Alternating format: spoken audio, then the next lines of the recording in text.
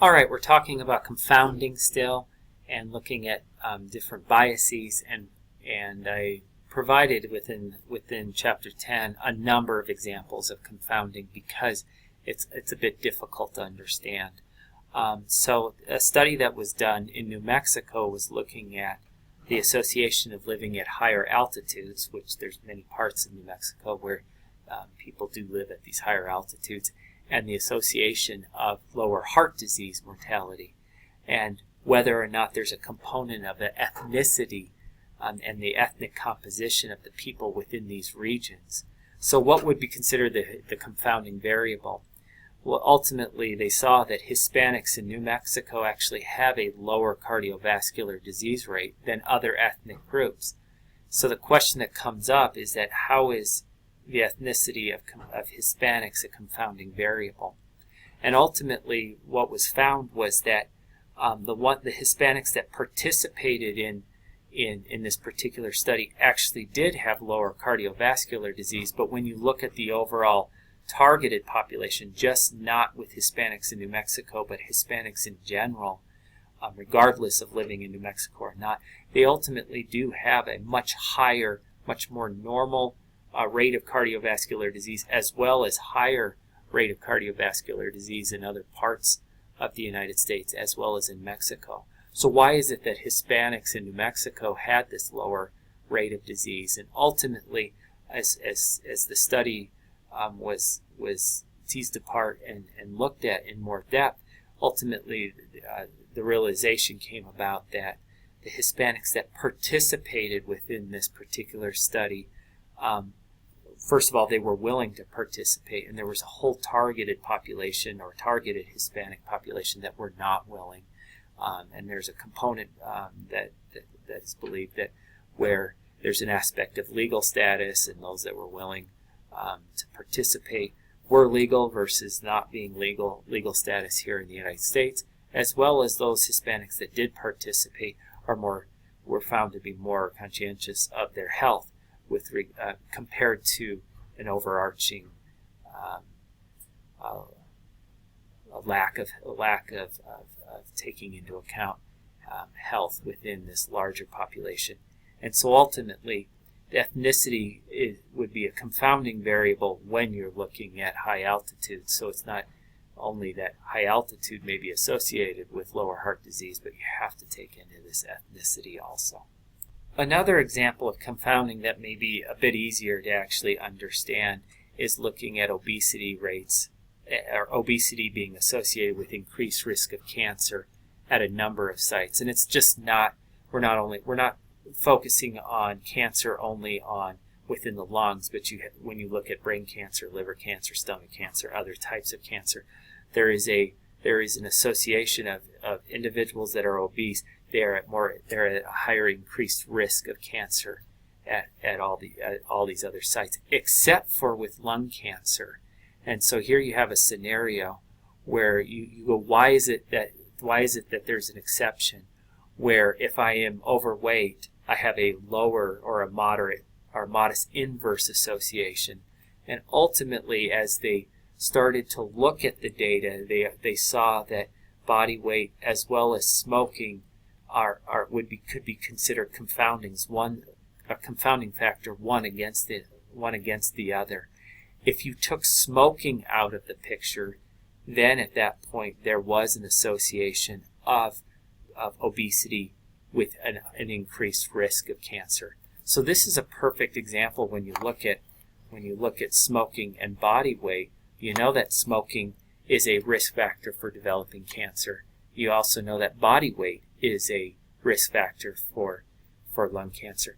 But how is it that if you only looked at body weight, how is it that it would be this inverse association? And so ultimately, epidemiologists, they need to control for the confounding effect of tobacco, whereas previous observations had not seen that. So ultimately what they were able to see was that people that smoked also had a tendency to have a lower body weight. And if you didn't take that into account if you didn't take that into account, there was that modest inverse association. All right, I like this particular slide here because this kind of sums up errors and bias that would be a part, or that could be seen as a part within epidemiologic studies. And it's broken down from the time that the study is actually designed to the actual sampling, and as well as measurement and comparison. And then on the right side, one can see the different types of errors that can be put into, or could be accidentally put into, a particular study, be it with random errors as well as systematic errors. And you can see step by step when those errors can be accidentally inserted, or how you may then think about when do we control for these, if we're able to control for those. If you remember a couple of minutes ago, confounding variables are the one that you actually can't take into account, or you can't control for. You can take into account, but you have to be able to analyze it after the fact. Whereas with random errors, we'll talk about ways to be able to control for those, as well as systematic errors. Okay, I'm going to talk now about techniques to be able to reduce selection bias. I already gave examples on how to reduce random errors with increasing your sample size, as well as taking more measurements in that. But now we're going to go through different ways to reduce systematic errors. And first one we're going to focus on is selection bias.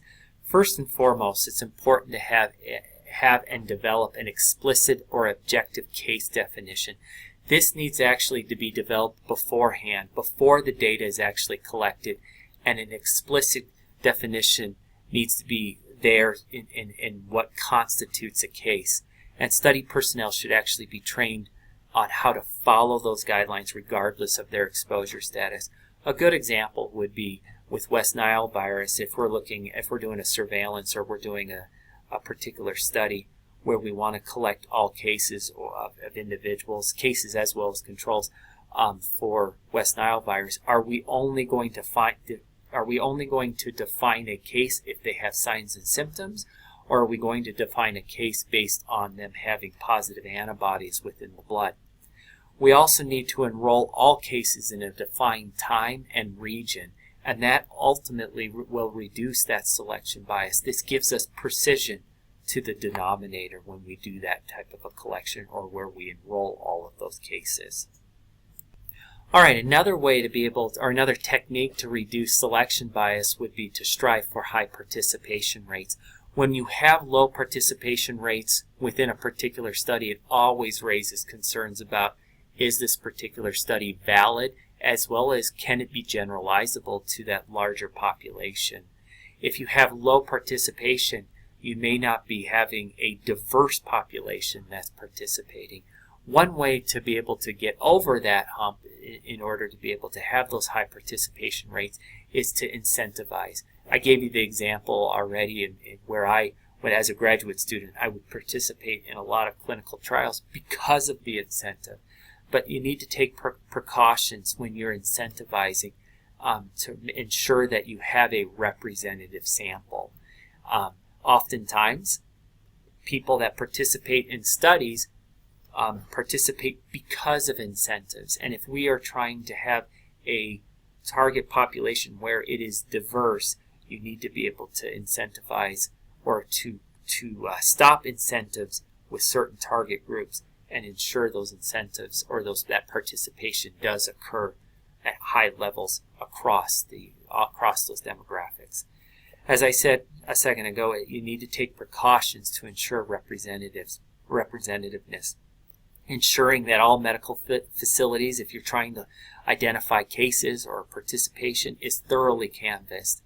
And you need to be able to have an effective system to be able to identify cases, and to consider whether all cases require medical attention, and consider all possible strategies to identify where other additional cases can be ascertained. So it may not be just going into medical facilities or going and looking at medical records. You need to be able to recognize ways to have those high participation rates that's representative.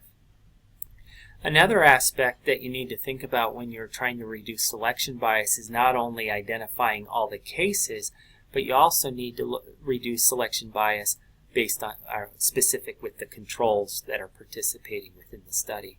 You need to be able to compare the prevalence of exposure with other sources to evaluate that credibility. And you need to work hard when you're designing this study to draw controls from just a variety of sources and not just focus in on what's easy. Moving on from selection bias, there's ways to reduce, or there's techniques to be able to reduce information bias. Remember, now we're actually collecting data. Before we were trying to get people to participate in a study. Now we want to collect that data. And ways to be able to reduce information bias would be to use memory aids or to validate resources. Oftentimes when you have surveys or when you're doing interviews, there's ways to be able to help individuals that are participating in it to recall experiences or recall what they ate yesterday or what they ate 2 days ago. The question that's really important is that when you think about ways to reduce information biases, you need to remember that an interviewer can introduce bias. I asked the question, can an interviewer introduce bias? And the answer is yes. And ways to reduce that is to blind the interviewer as to whether they know, or so that they don't know the study subject's status. And you also provide standardized training sessions and protocols and use a standardized data collection form so that interviewers will be less likely to introduce that bias. And ultimately, you also want to blind participants as to the study goals and the classification status.